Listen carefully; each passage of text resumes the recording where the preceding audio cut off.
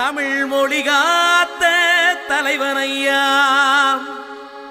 ஞான பழம் கேட்ட குழந்தையா, அப்பனுக்கு பாடம் சொல்லி ஆறுபடையாட்சி செய்யும் ஏசாமி முருகனையா. வெற்றிவேல் முருகனுக்கு.